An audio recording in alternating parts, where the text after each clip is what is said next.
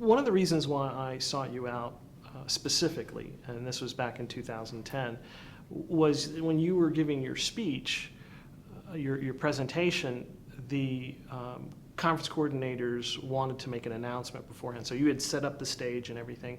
The conference coordinators came on to the stage, unplugged your laptop, plugged in their laptop, gave their announcement, unplugged their laptop, and walked off. They forgot to plug yours in. And so halfway through your presentation, your laptop died.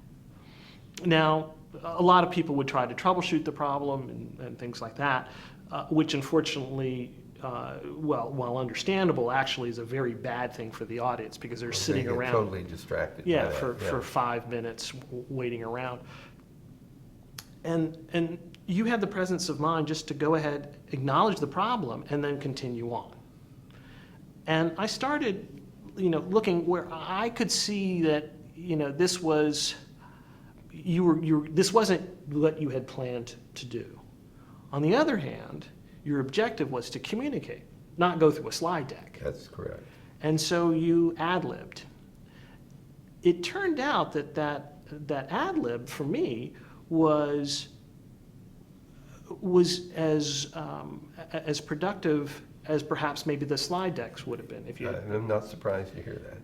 Now, I've noticed over the years that, when I started examining what you were doing and what happened in that scenario, that maybe perhaps what we need to do is to, number one, take care of the project management stuff so that you don't have that scenario where, you're relying on technology and it fails, but also to re-examine the way we use that technology, not so that we rely on those PowerPoints to do basically data dumps.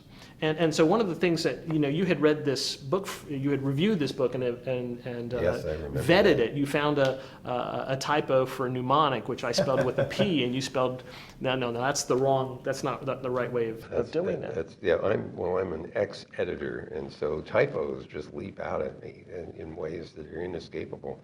But this is a very nice, a slim and easily absorbed volume about how to make effective presentations and how to do them. And my conclusion, frankly, is that in many cases, slides are exactly the wrong thing to do.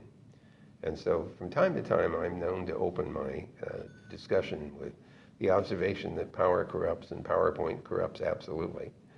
And it gets a laugh almost every time, and it's not intended to diss Microsoft. What's important is that people will often, your slides will compete with what you're trying to say. And so people will read the slides instead of listening to you. And so from time to time, I've concluded not to use slides at all, and I tell people I'm not going to because I want them to listen to what I have to say. Another possibility is to use slides that have no text. And I'm not as disciplined as I should be about that. But a text-free slide is simultaneously easier to absorb because you're not using up cognitive energy trying to read the words and figure out what they mean. And if the slide images are complementary to what you have to say, it reinforces what you have to say. So I found that if I'm going to use slides at all, sometimes the right thing to do is to have one thing, one image, maybe even one word as a little reminder, and then let people go back to listening to what you have to say.